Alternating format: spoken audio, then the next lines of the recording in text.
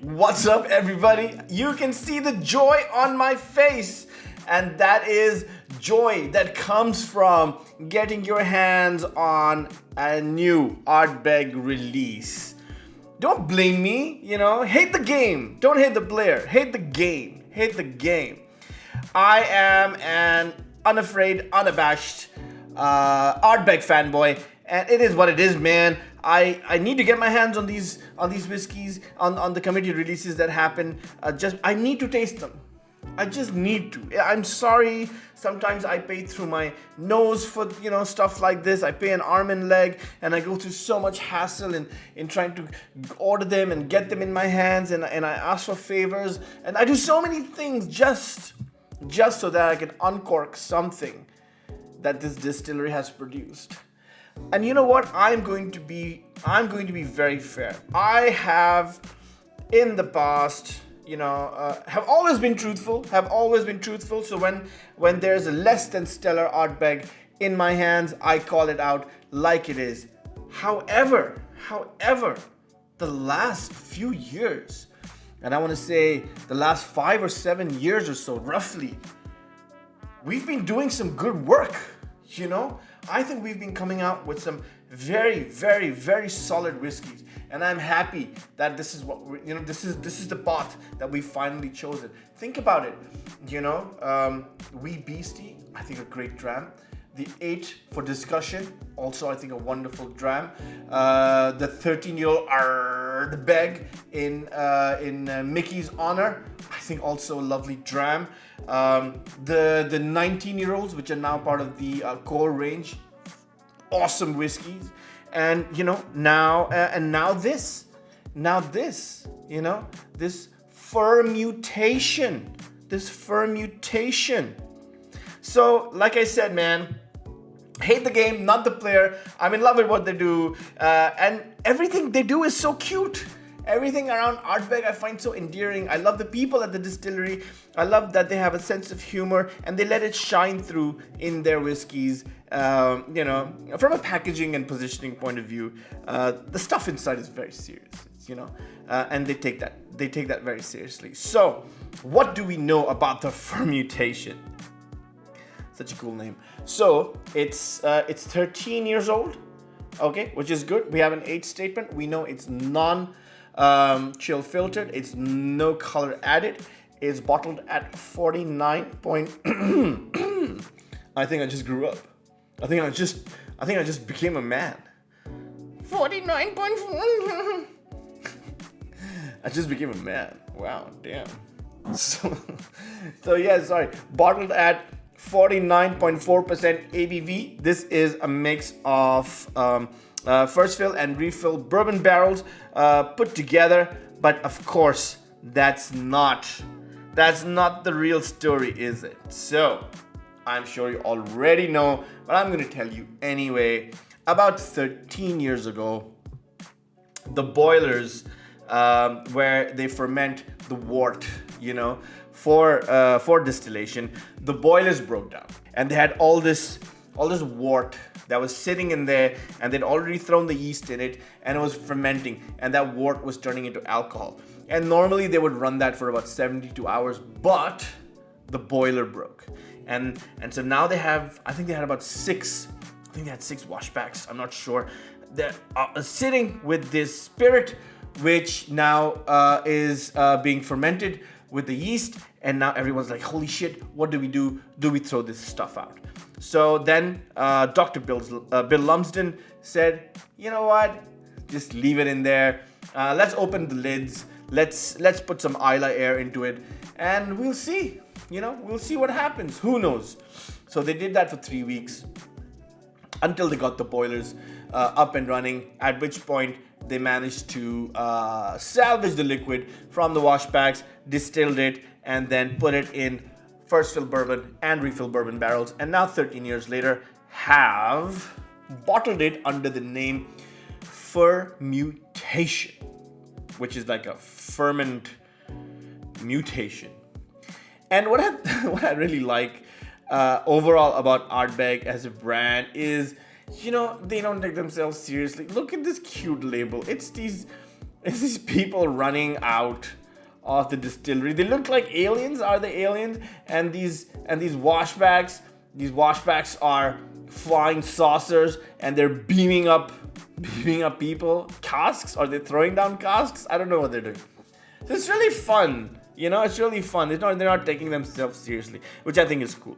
So this is the story of the fermutation. Now, you know, and I love this about the whiskey industry. What think Snow Phoenix. Many years ago, there was a massive snowstorm, and one of Glenfiddich's roof, the warehouse roof, fell down, and it threatened a lot of, thousands of casks were at the mercy of the elements, and it was snowing heavily, and so they decided, hey, let's just bottle whatever it is that we have, and we'll commemorate it. And if you and you can see, I'll put it up on the screen now. If you look at the box where it shows all the roof has caved in, it looks like an angel. And so somebody had a bright idea of calling the whiskey the Snow Phoenix. Now the cool thing about the whiskey industry is that they will take these disasters, or actually any opportunity, and turn that into a piece of marketing and a product. So Glenfiddich did that with the Snow Phoenix. Ardbeg decided to do this with the fermutation. Anyone could have been like, hey man, I guess we lost the spirit. Let's chuck it out, or let's wait and we'll see what happened, and we'll probably mix it up with something else. But Bill Lumpton said, no, let's hold on to this. Let's see what happens. And then 13 years later, they're like, hey, let's tell the world this story. So kudos to them for doing this. I'm convinced that if if ISIS were to attack Ardbeg, and there was like a gunfight, and then they killed the Ardbeg employees killed all the ISIS fighters, they would come up with a whiskey called the Ardbeg Terrorist. They'd never miss an opportunity to brand something based on any kind of event. Even if it's a disaster, they'll turn that into something that they can market and have fun with. So a tip of my imaginary hat goes to Ardbeg and to the people in the whiskey industry in general who take these somewhat banal events, incidents, and turn them into amazing stories. So this is what Ardbeg has done with the fermutation. However, I always say the proof is ultimately in the pudding, which is interesting because there's a lot of pudding in this. This is what it looks like. Check it. Ooh. That's a healthy dram. I think I'll be okay with that. That's a healthy dram. I'm okay with that. Look at that. Look at that glass. What a sexy glass. So, what do we know? Quite lightly colored. No color added. Thank you, Ardbeg, for keeping it real. No color added. No chill filtration. Bottled at 49.4%. Now, this is where I'm going to divide the room, okay? Because this is not a traditional Ardbeg. No, it has a base platform made from Ardbeg flavors, but on top is a completely different whiskey. Is that a good thing or a bad thing? I don't know. It's just a thing. For now, it's just a thing. For those of you who are aghast at this point, rest assured this is a one-off. So if you don't like this particular whiskey, then don't worry about it. I don't think there's ever going to be another one like this, which in itself makes this so interesting, right? That's what I think. Why is it different? It could be because of the fermentation, you know. I'm not an expert on fermentation, but this is certainly a different whiskey compared to the normal Ardbeg Fair. And since the only thing different about this is the 3-week long fermentation process versus the normal 3-day long fermentation process, so I can only assume that it had a role to play in, you know, making this whiskey what it is. So let me just tell you, this is not a typical Ardbeg. It has typical Ardbeg flavors, but let's run through them now. So what do I get? I get fresh Isla Soot, this grass, quite herbaceous, coconut cream. There's a very strong lactic element to it, a very sort of, you know, milk on boil, like a smoky yogurt, dough, vanilla custard. Towards the end, it's quite briny and a bit minty as well. And I'd like to give a shout out to my fellow whiskey tuber, Whiskey Lock, who did this review before I did. I'm going to put a link down in the description to his video as well. And he talks about a very, very strong lactic component to this whiskey. And I get it too. It's very, very sort of cream heavy, you know? A smoky yogurt, and I think Whiskey Lock probably used the exact phrase smoky yogurt, and I couldn't agree more. So, but I do get, you know, but I still get the typical, you know, it's still an Ardbeg. It's still an Ardbeg, but it's a very, very different Ardbeg. And I think it's probably because of that lactic element that is so profound in the nose in this whiskey. So yes, you know, I have the vanilla, I have the lovely Isla Soot, and it's quite, you know, herbaceous as well. And there's the vanilla custard that I recognize to be Ardbeg. But then on top of that, you have this very sort of milk on boiled smoky yogurt lactic element, and lactic is the right word.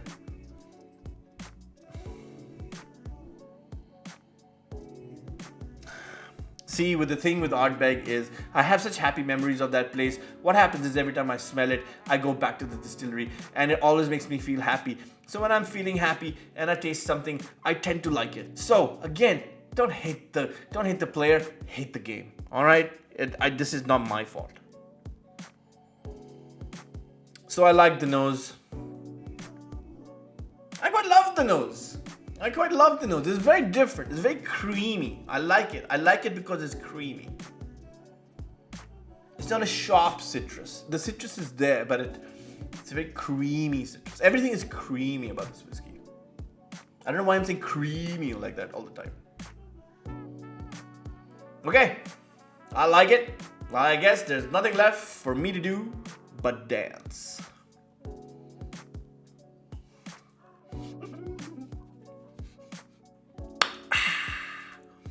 All right, woohoo! 49.4%, big finish, big delivery. Again, quite rounded on the palate, quite creamy, oaky, hints of black pepper. That coconut cream comes back, so the soft green fruits and the vanilla, and the finish is a nice big oaky sort of black pepper finish, and big flavors. They sort of burst in your mouth, and so. There will be people who will say, no, this is not a typical Ardbeg, and I liked my Ardbeg's typical, and so I don't like this whiskey, and which is fine. I'm okay with that. You could just say, hey, you know what? I'm just going to judge it on its merit, and I think it's a decent whiskey. It's not bad. I've had better, and I'm fine with that as well. However, now you package in a happy accident like the boilers breaking down and them doing, 3 weeks worth of fermentation. So that's interesting. And then bottling it at a very weird ABV, 49.4%. I guess there's a panel that sits down and, decides what that percentage has to be. It's definitely not cask strength. So, watering it down to 49.4%, why not just 50? Why not just 49? So I don't know. I don't know if that 0.4% made all the difference. But you know, I'm quite pleased. I'm quite pleased. I don't really have anything to complain about.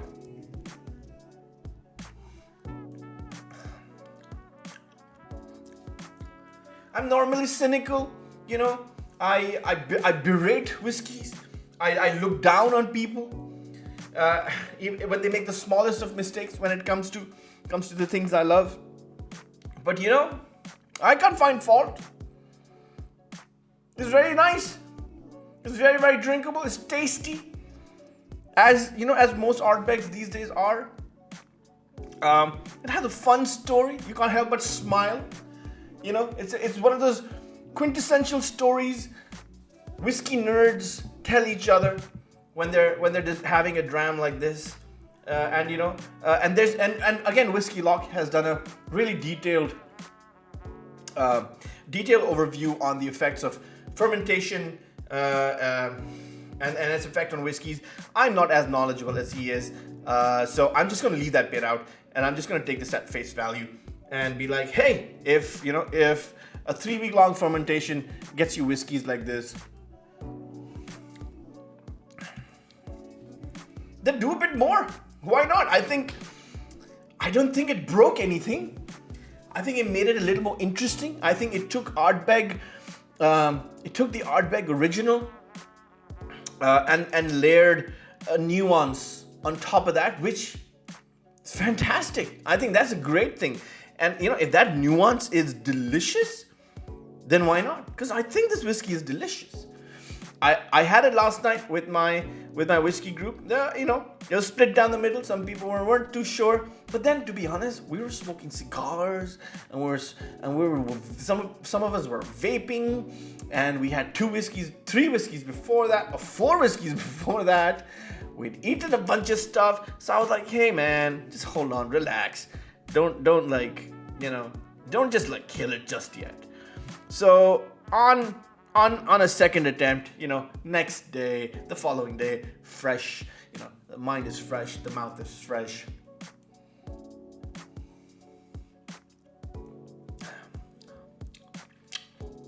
I find that this whiskey gives me the same comfort as a good Ardbeg should, and for that, I'm extremely pleased. You want to package some cool label stuff about aliens and spaceships and barrels being beamed up into the sky, and have this whole story about, you know, 3-week long fermentation and the washback's not working. Fine, do that. It makes me happier. But even without it, sure, I'm happy. Now, of course, a lot of people go about saying, hey man, you spent like I don't know, 150, 160 pounds, 170 pounds, something like that, on getting hold of this when you could have just drunk the Ardbeg 10. And to that I say, well, this is not the Ardbeg 10. Yes, I can drink the Ardbeg 10 anytime. For 50 pounds, I can drink the Ardbeg 10 anytime. And for 160 pounds, I can probably drink something else anytime. But I want to drink this. I want to spend the 160 pounds or whatever it is, because I want to drink the fermutation. Simple. So, you know, the argument over, hey, I can get, you know, 5 whiskeys in this price is kind of moot, because those 5 whiskeys are not this whiskey. You know what I'm saying? I don't know. Because, you know, I find like the thing of price comparison, it's so arbitrary and so subjective, so I really don't know where I fit in. All I know is, you know, I can get my hands on it. I'm excited about trying it. I'm loyal to the brand, you know. That's a good thing, and they're loyal to me personally, you know, personally. Like, the people at the distillery know me personally by name, and they look after me so well. They've given me so much free stuff, it's not even funny. I've had free single cask Ardbegs from 1974. Free, because I walked in and I was nice to the people, and I said hi, and they said, hey, come sit down, let us make your day. What's that? Is that a spaceship? I don't know, could be a spaceship. So yeah, so they were like, hey, sit down, let us make your day. And not one single cask Ardbeg from 74, another single cask from 75, something from 77, and the 1815, the 33-year-old, 34-year-old blend. Remember that in that awesome bottle with the chains and stuff. Just like, here, drink it. So I am not ashamed. I love the people. I love the distillery. In the last few years, they've been producing whiskey, which is very, very good. Yes, it's expensive. Everything is expensive. My groceries now cost twice as much as they did 10 years ago. So has to be this as well, right? So I can't say anything about that. All I know is I'm happy I got my hands on it. It's a good day today when you can drink a new Ardbeg and not gag. And this one is really, really good. I like it. I'm gonna give it an A-. Let's give it an A- because it's not outstandingly spectacular, but it's damn good. And I always give Ardbeg an extra point for the funny things they write on the label. So for example, this says a broken boiler, 6 wash packs fermenting out of control. Could anything save this liquid from certain destruction? That's pretty cool. That's pretty funny. I mean, who writes stuff like this on whiskeys? Everyone's like, and this uniquely constructed whiskey with aromas of vanilla and apples and oranges coupled with grassy notes will leave you satisfied and wanting more, and a lingering spice. Everybody writes lingering spice. I'm so ranting right now, sorry. My bad. So yeah, that's it. I got it. I'm not ashamed. I paid an arm and a leg for it. It is what it is. I like it. I'm glad I have it. I'm glad I drunk it. And that's it. And I'm happy I like it. So I'm happy. So thank you. Thank you for joining me for this whiskey review. I'm the Malt Activist. Until next time.